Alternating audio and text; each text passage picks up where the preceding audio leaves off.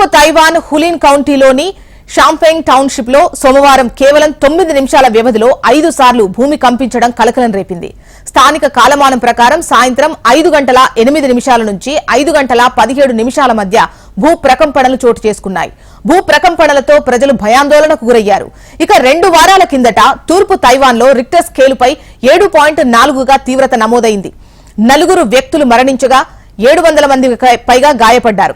స్వల్ప విరామం అనంతరం తాజాగా 9 నిమిషాల వ్యవధిలో 5 భూ ప్రకంపనలు చోటు చేసుకోవడం ఆందోళన రేకెత్తిస్తోంది. ఇక హులిన్ సిటీని ఏప్రిల్ 3న వణికించిన భూకంపంలో 3 మరణించగా పెద్ద సంఖ్యలో ప్రజలకు గాయాలయ్యాయి అని నేషనల్ ఫైర్ ఏజెన్సీ తెలిపింది.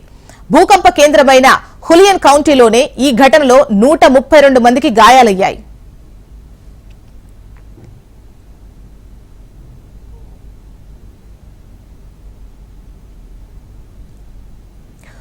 తూర్పు తైవాన్ హులియన్ కౌంటీలోని షాంపెంగ్ టౌన్షిప్ లో సోమవారం కేవలం 9 నిమిషాల వ్యవధిలో 5 సార్లు భూమి కంపించడం కలకలం రేపింది.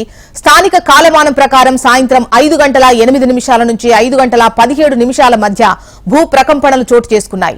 భూ ప్రకంపనలతో ప్రజలు భయాందోళనకు గురయ్యారు.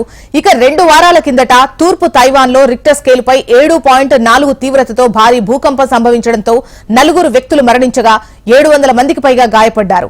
స్వల్ప విరామం అనంతరం తాజాగా 9 నిమిషాల వ్యవధిలో 5 భూ ప్రకంపనలు చోటు చేసుకోవడం ఆందోళన రేకెత్తిస్తోంది. ఇక హులియన్ సిటీని ఏప్రిల్ 3న వణికించిన భూకంపంలో 3 మరణించగా పెద్ద సంఖ్యలో ప్రజలకు గాయాలయ్యాయని నేషనల్ ఫైర్ ఏజెన్సీ తెలిపింది.